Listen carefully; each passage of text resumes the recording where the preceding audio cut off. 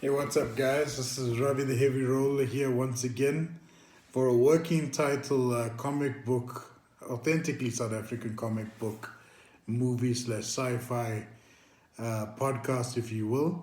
I'm based here in Johannesburg, South Africa, and these are my stories. Tonight we'll talk about one of my favorite story arcs, a crossover, if you will, between Marvel and DC called Marvel versus DC or DC versus Marvel. And I think the reason why they interchanged it a bit is to appeal to a wide variety of fans. There are some fans that obviously were pro Marvel in some aspects, and others pro DC. I liked how they got Thanos and Darkseid together in a room, in a manner of speaking, and they were trying to pit the Earth's mightiest heroes against the Justice League, in a manner of speaking, and you can even throw the X-Men in there as well. Great story arc. There were a couple of mismatches though. One of the biggest mismatches, in my opinion, was Spider-Man versus Superboy. Now, Superboy, as some of you might not be aware, he's actually a clone of Superman, but he is a teenage form of Superman. So they kind of is a 1996 reboot of the Superboy story arc, where initially Superboy was supposed to be a younger Superman. Now, what the DC did in that instance was they actually took Superboy and actually turned the storyline on its head and said, you know what, it would be pretty cool if we make this guy actually a clone of Superman. And they did that during the Death of Superman series. But more on that on another issue. So the other thing is that the other mismatch, I should say, was that of Batman versus Captain America. And I had a lot of mixed views about this because, in my opinion, Captain America has got significant super strength. Batman has obviously got a fantastic intellect. He's a detective, essentially, and he's got a supplied arc of gadgets and weapons that he could have actually taken Captain America out. He probably would have figured out his weakness and taken him out within the space of a few pages. So I thought that was a massive mismatch. But yeah, we'll certainly talk about what my ideal matches would have been if we had to put the two superheroes against different opponents. But one of the most powerful matches for me, ironically, was Superman versus the Hulk. Now, Superman is definitely one of my favorite superheroes. As you can see, there's a vintage poster here that I found and putting in my new office in the background. I don't know if you all can see, but I've got, where is he? Ah, there it is. Batman is in the corner, Detective Comics issue number 1, where Batman is catching an assailant of some sort and taking him to the nearest Gotham police precinct. But more on that a little bit later. The biggest battle I felt, was well documented, and it's a pity social media wasn't around back in 1993 per se, was Superman versus the Hulk, because ironically, Superman is arguably the most powerful superhero, with one vulnerability, and that's to kryptonite. Again, that's debatable because obviously there's various varieties of kryptonite. There's of course also the fact that Superman has a weakness, at least, to magic, which is why Shazam sometimes gets the better of him sometimes. Then there's Incredible Hulk, who in essence doesn't really have a weakness, if memory serves. I mean, yes, his psyche, there were different types of villains over the years which overpowered the Hulk, sure. But the reality is this: the Hulk as a concept is a character where the angrier he gets, the stronger he gets. So what happens when you put an immovable object with the unstoppable force? So I think I cocked that one up. An unstoppable force and immovable object. Superman versus the Hulk, right? You got a guy who's got speed, agility, laser beams coming from his eyes, super breath. And you got the Hulk that just pulverizes everything in his sight.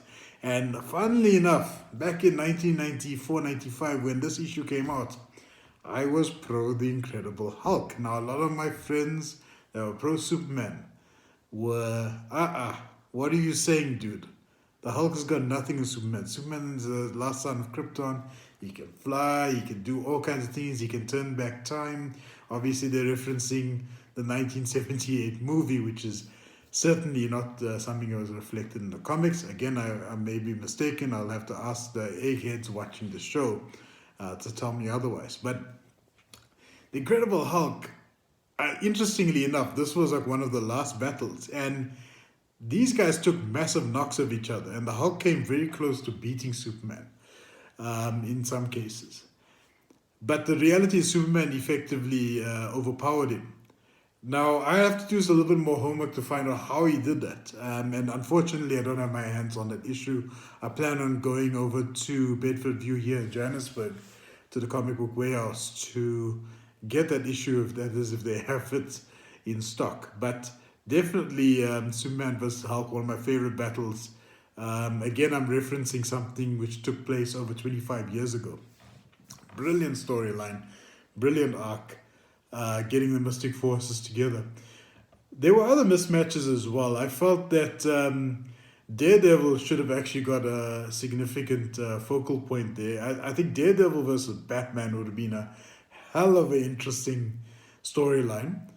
And then obviously what happened, the offshoot of this DC versus Marvel series was a limited series called Amalgam Comics, which was again a minute little merger between Marvel and DC, where effectively they actually merged certain characters together. So you had Batman and Wolverine becoming a character called Dark Claw, and they actually did a pretty cool iteration of it called the Dark Claw Adventures, where it was very much similar to the Batman Adventure story arc, the Batman Adventures, TAS.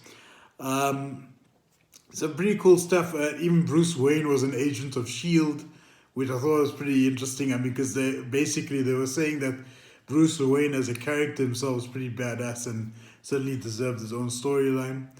And then they had stories like Captain America and Superman. They merged them together to call him the Super Soldier, which I thought was an interesting spin on it. Steve Rogers, the main character in this instance. And it was quite an interesting situation as well. But other interesting battles ensued. Obviously, you would have expected the Aqua Warriors to take a knock at each other. That's right, Aquaman versus Namor. And interestingly enough, Prince Namor was the guy who beat Aquaman. That's the movie, ladies and gentlemen, I'm looking forward to be honest with you. I think Prince Namor is pretty badass. How he beat Aquaman, he actually got a massive blue whale. He summoned a blue whale while Aquaman wasn't even looking. And this whale actually collapsed on Aquaman. And Aquaman didn't see it coming. He was 3 pizza after that. And he got swept away from the Atlantic Ocean.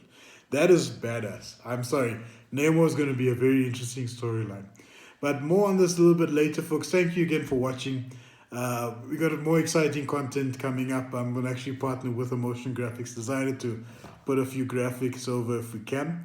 But we're going to talk about a lot of more interesting things. Definitely we're going to talk a lot about the X-Men Apocalypse, the series again back in 95, 96. Very powerful storyline too, the death of Charles Xavier. We're going to talk about Old Man Logan, one of my favorite X-Men titles. I really love that storyline because it showed Wolverine actually being vulnerable. I've never seen Wolverine or his alter ego Logan being a vulnerable character. So that's going to be a very interesting discussion to have, and hopefully we can get more people, more like-minded individuals like yourselves who are watching this to get on the show. But folks, thanks to you again for watching, and stay cool, stay safe, and keep reading, I guess. Take care.